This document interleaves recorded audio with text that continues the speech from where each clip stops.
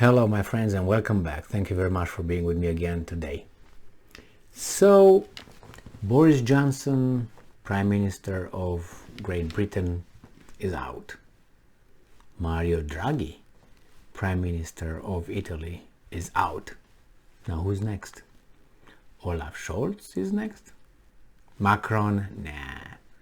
Biden, he's got COVID, so maybe he cuts the line now. So let's see what happened with poor Draghi. This article comes from Los Angeles Times from July 21st, 2022. And this is the title. Italian Prime Minister Mario Draghi resigns after his government implodes. All right, so or made to implode? Let's find out. All right, he resigned Thursday after his ruling coalition fell apart, dealing a destabilizing blow to the country and Europe at a time of severe economic uncertainty brought on by COVID-19 pandemic and Russia's war in Ukraine. Draghi tendered his resignation to President Sergio Mattarella during a morning meeting at the Quirinale Palace in Rome. Mattarella, who has rejected a similar resignation offer last week, took note this time around and asked Draghi's government to stay on in a caretaker capacity, the president's office said. While the president could see if a new parliamentary majority was possible, his office indicated that he would dissolve the legislature and call early elections. The turmoil couldn't have come at a worse time for the Eurozone third largest economy. Like many countries, Italy is facing soaring prices for everything including food and household utilities as a result of Moscow's invasion. Soaring prices and the food and the inflation came before Moscow's invasion of Ukraine, and it would have been the same thing if you would not have placed sanctions on Russia. I'm talking about you placed sanctions on Russia, so you got hurt by your own actions. If you did not agree with those sanctions on Russia, no energy prices would have jumped up, aside from the inflation that is started before Russia and Ukraine, and that's also per President of the Federal Reserve in the United States, which they're weasels too, but nevertheless. He even contradicted a senatorial commission, I think, in the United States when he was questioned about that, and they talked about Putin's tax. And he said, well, inflation was before Putin, the big inflation, so it's not really him. All right, so let's see what's going on here. On top of that, it is also suffering through a prolonged drought that is threatening crops and is struggling to implement its EU-financed pandemic recovery program. Any instability in Italy could ripple out to the rest of Europe, also facing economic trouble, and deprive the EU of respected statesmen, as it seeks to keep up a united front against Russia. Well, maybe the next is Germany's economy is going to collapse. They nationalize the Uniper, or they're talking about doing that. Draghi, who is not a politician but a former chief of the European Central Bank. Oh my God! So he's the weasel from the house of weasels.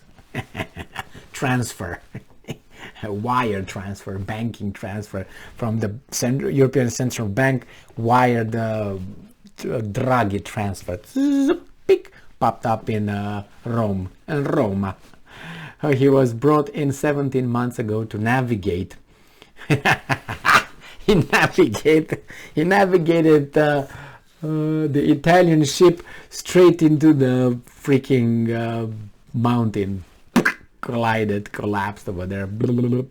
My God. So he brought in 17 months ago to navigate the economic downturn caused by COVID-19, but his government or national unity imploded Wednesday after members of his uneasy coalition of right, left and populists rebuffed his appeal to band back together to finish the Italian parliament's natural term.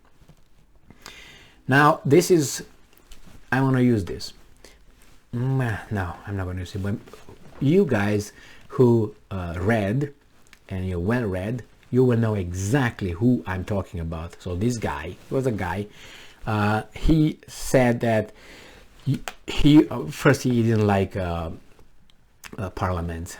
That's the first thing. A second one, he was not a very keen Democrat, to say the least.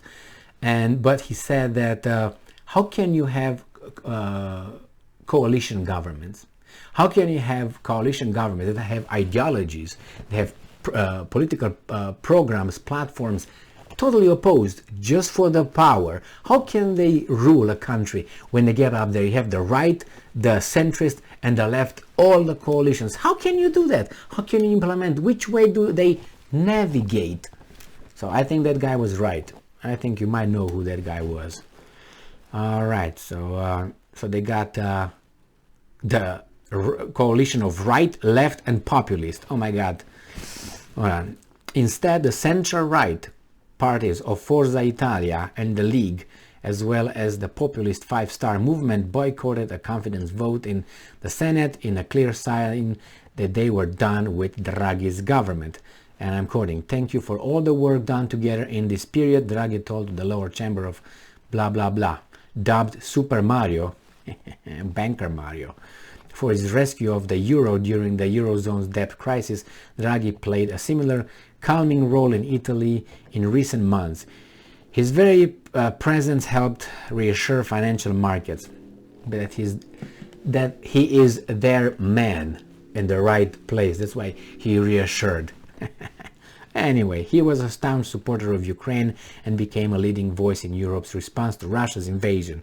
One of the issues that contributed to his downfall since the Five-Star rankled an Italian military help for Ukraine. Yeah, so in the coalition government, they say, you know what? No, we disagree with that. Why? Because ideologies. Domestic concerns also played a role. The Five-Star, the biggest vote getter in the 2018 national election, chiefed for months that their priorities of the basic income and minimum salary, among others, were ignored. So you see, each and every party pulled in whatever direction it has its ideology.